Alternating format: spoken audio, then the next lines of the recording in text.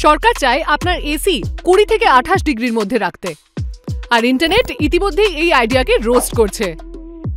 যখন তাপপ্রবাহে তাপমাত্রা 45 degree Celsius ছুঁই তখন একে ঠাট্টা বলেই মনে হয়। কিন্তু এই গল্পের টুইস্ট হলো যে কুলিং এর জন্য ভারতে মোট বিদ্যুতের 10% খরচ হয়ে যায়।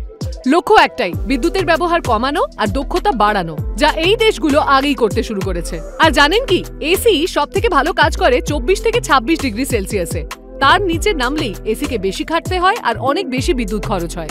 এছাড়া এসি তৈরিই হয়েছে বাইরের তাপমাত্রার চেয়ে 10 ডিগ্রি সেলসিয়াস কম ঠান্ডা করার জন্য। তাই বাইরে যদি 45 ডিগ্রি থাকে, ঘরের ভেতরের তাপমাত্রা 18 ডিগ্রি অসম্ভব। সরকার কিভাবে এই নিয়ম কার্যকর করবে তা এখনো স্পষ্ট নয়, কিন্তু এই দ্রুত জলবায়ু পরিবর্তনের সময় প্রতিটা ডিগ্রি গুরুত্বপূর্ণ। আর এখানেই কাজে আসে এআই। অ্যালগরিদম বিদ্যুতের চাহিদা আগাম বুঝতে আর উদ্বৃত্ত বিদ্যুতের ব্যবহার আরো দক্ষভাবে করতে পারে। ভারতের জ্বালানি পরিকাঠামোতেও অবশ্যই উন্নয়ন দরকার। তাই এসির তাপমাত্রার সীমা আসলে জলবায়ু সংকটের পুরো ধাঁধার একটা ছোট্ট টুকরো মাত্র। গ্রহটাকে বাঁচাতে আপনি কি 24 ডিগ্রি সেলসিয়াসে এসি চালাতে রাজি? কমেন্টে জানান আপনার মতামত।